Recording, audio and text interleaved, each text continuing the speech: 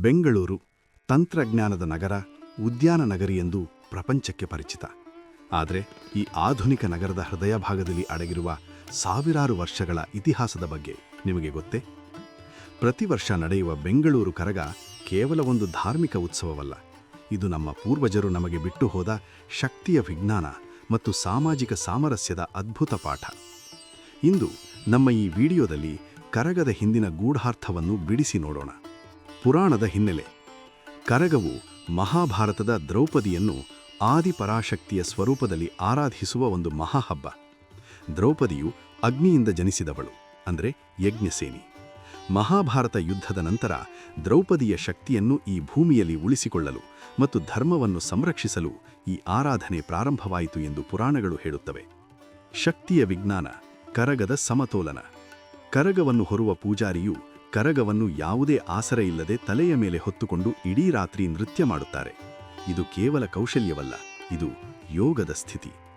ಇಷ್ಟೊಂದು ಭಾರದ ಕರಗವನ್ನು ಹೊತ್ತುಕೊಂಡು ಅಚಲವಾಗಿ ಚಲಿಸುವುದು ನಮ್ಮ ಮನಸ್ಸಿನ ಸ್ಥಿರತೆಯನ್ನು ಸೂಚಿಸುತ್ತದೆ.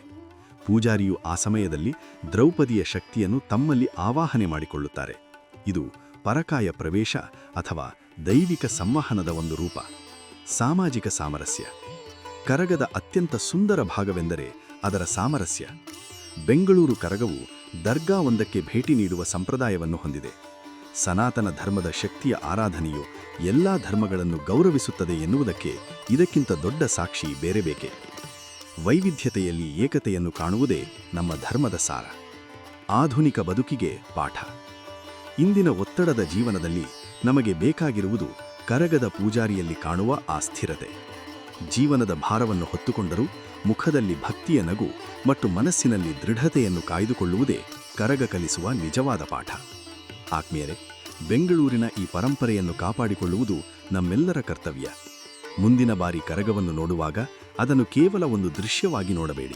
ಅದರ ಹಿಂದಿರುವ ಶಕ್ತಿಯ ಆರಾಧನೆ ಮತ್ತು ಅಖಂಡ ಭಾರತದ ಭಾವನೆಯನ್ನು ಗೌರವಿಸಿ.